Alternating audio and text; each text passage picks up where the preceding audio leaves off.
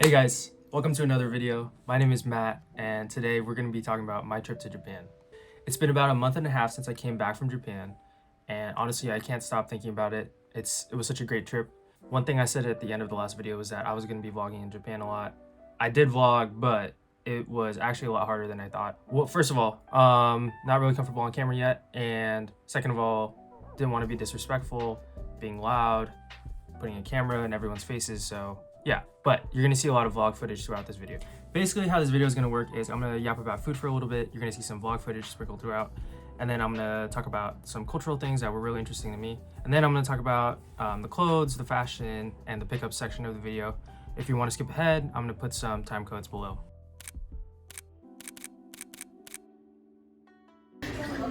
All right, so we ended up at a restaurant. We also have yakisoba as well. Oh my god. Holy shit, I'm about to buzz. So I got to try a lot of new foods in Japan. First of all, gyokatsu. Gyokatsu was really cheap and accessible. I got to try gyokatsu. There's a really popular chain called Gyokatsu Motomura. And yeah, it's basically pork cutlets that are lightly breaded, and then you can basically cook it over a hot stove. Comes with a bunch of sides. Really good.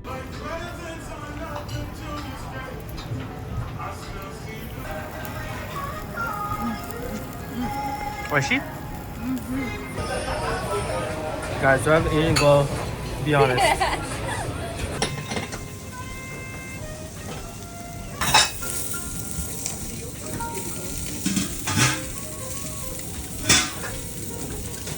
I got to try donburi bowl. Oh my god, donburi bowl is so good.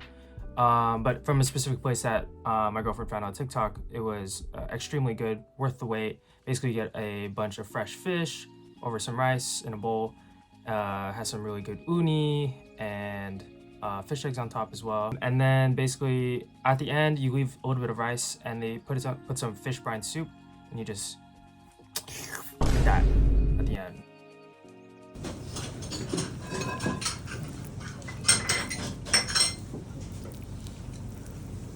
And then we also got to try a bunch of desserts as well. An omelet bun, a pudding bun, and then this is like a sakura cube thingy. I don't know what the flavor is supposed to be. And then this is a bamboo roasted. Oh, bamboo charcoal roasted coffee. I don't even know what that means.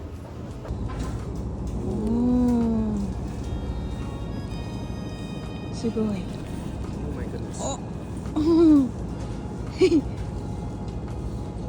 Ooh. Uji matcha tiramisu, and then this is the matcha latte with brown sugar syrup. And of course, I got to have the most amazing soba, udon,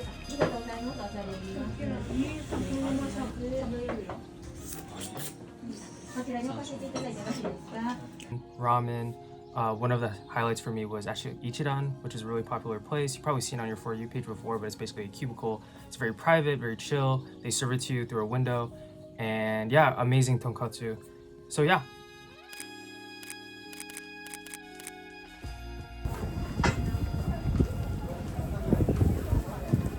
This area, many food. Yeah.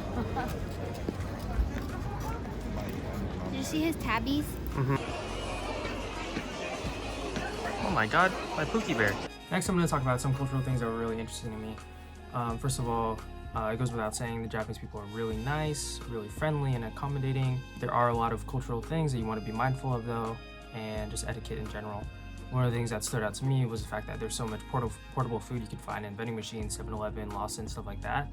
But you can't necessarily walk around and eat with that food. I really love cuttlefish. Play with me. Refrain from eating while walking. People tend to just stand in a corner somewhere and start eating their food like that, and they can't really eat it on public transit unless we're talking about the Shinkansen. Another thing that stood out to me was the subculture within. Hold on, we gotta. Friendly care package inbound. Someone called in a kill streak. All right, anyway, before I was rudely interrupted, I was gonna talk about the subculture within Japan, and that is theme parks. に乗るんですよね。俺たちもなんです。俺はかまど短車。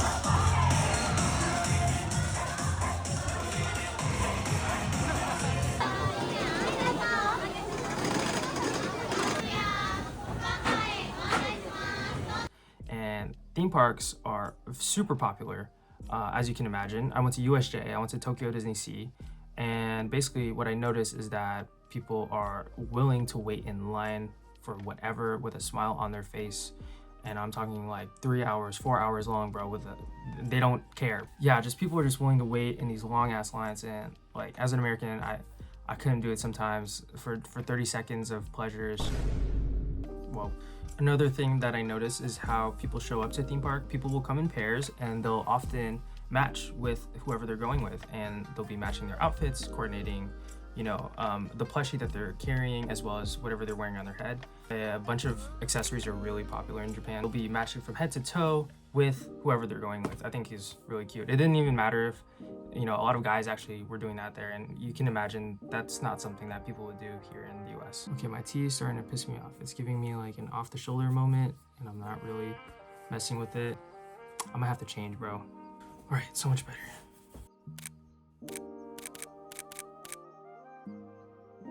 At this point of the video, you're probably wondering, when is this guy gonna start talking about clothes? So I'm just gonna run through a bunch of the in-store experiences that I had. First of all, I went to the Kapital store, I went to the Ginza location and the Osaka location. The Ginza spot was really dope, and the in-store experience was really nice. All the workers were pretty knowledgeable. They gave me this really dope punch card, and I got to pick up a grill of mine. I went to like 5 Stussy locations. I know, I'm not beating these meat rider allegations, but I went to the Harajuku location and I was able to pick up a chapter hoodie. I went to the Beam store, which was really nice and a surprise for me. Didn't expect to pick up anything there, but the in-store experience was actually, like, I would say comparative to Kith, but with a lot more coziness vibe. The Babe store in Harajuku is a really great in-store experience, and I would recommend to anybody, whether you're a Babe fan or not, to check out the store.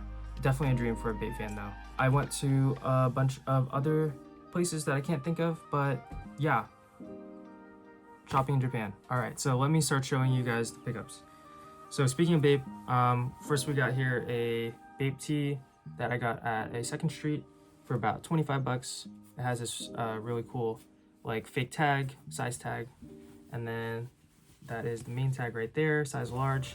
I think it's from the early 2000s, if I'm not mistaken. We have this graphic on the back, and yeah, I think it's a really cool pickup. Next, I got this Hysteric Glamour cardigan. It says Hysteric Heavy Metal on the back. Everything is knits. Pretty sure it is a wool blend. It says Hysteric Heavy in the tag.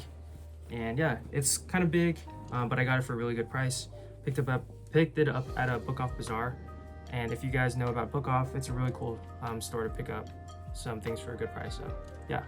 Anyone that's into thrifting, I definitely recommend checking out this neighborhood called Koenji. I did some really good thrifting there. I went into one of those thrift stores that basically you could just walk in and walk out.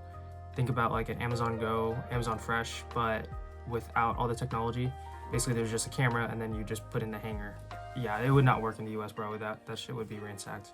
Also went to the biggest Tokyo flea market, and it was a really cool experience. Got some stuff for like 300 yen that I no longer have, and yeah. All right, so now let's get into some of my personal pickups. First of all, I'm gonna start off with this really nice nylon Beams overshirt. It features these button closures that go down the halfway mark, these really big flat pockets, and then it even cinches at the bottom for a crop look.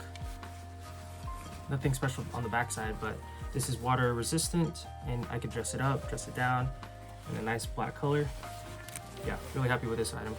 As mentioned earlier, I went to like hella Stussy locations, but the Harajuku one had a chapter hoodie, so really simple. It says Stussy Tokyo. Wish I could have featured this in the last video, to be honest, but it's okay. That's just the back graphic right there. Just a pullover hoodie, really simple, fits nice, really thick, but the color is what I think is really special about it. It's not a true white, it's more of like a slate blue. Yeah, glad I picked this up though for the collection.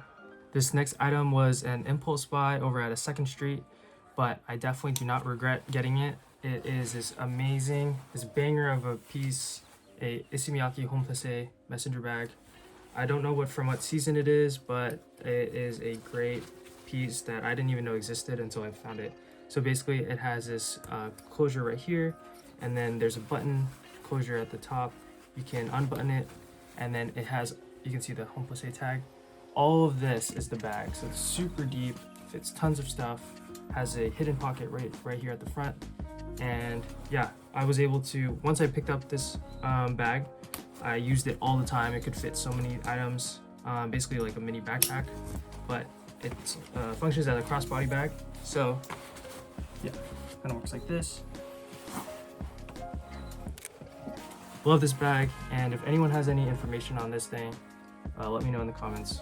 Alright guys, so we're gonna get into the last clothing item of this video. And like I mentioned before, I went to the Kapital at the Ginza location, picked up this absolute beauty of a grail of mine. It is a Type 1 Century denim jacket in a size 3, this beautiful black colorway. As you can see, it has sashiko patterning all around the body, front and the back, everywhere. And it features these button closures across. It has a seam that goes across the collarbone, a really nice pocket on the left breast, and then on the back side has that signature Type 1 cinch on the waistline. Features that signature indigo patch right there. But yeah, really amazing piece that I'm really glad that I was able to pick up. Got it for approximately $300 and something. I forgot what the exact number was. But basically, this jacket is really stiff in person to the touch, but it'll change over time. I got to touch and feel the employee's personal Century denim jacket, and it's amazing how different it is over 8 washes, all the wearing, and the fading that happens to the jacket is really beautiful to see. Something that you can get from a pair of Japanese salvage denim. But yeah, really special jacket. Was able to pick this guy up, and I couldn't be more happy about it. Alright guys, so that's basically going to be the end of this video. If you made it this far, I really appreciate you. If you liked the video, go ahead and give it a like. If you want to subscribe to my channel, I'm going to try to post on here more often, more fashion conversations, more vlogs. I'm going to be going to New York, and I'm going to try to record there, trying to be more consistent. I really appreciate all the support on the last video as well, especially the local support. Really appreciate all you guys for giving me words of encouragement, stuff like that. So yeah, I'll see you guys next time, and peace.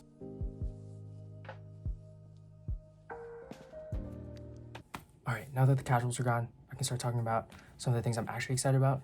First of all, Totoro watering can. I mean, come on, it's perfect. This Uniball pen won a stationery award in Japan. Not this exact model, but this company, really good clicking sound, guys. I mean, look at that. Also got this really cute Sanrio onsen shot glass. All of them hanging out.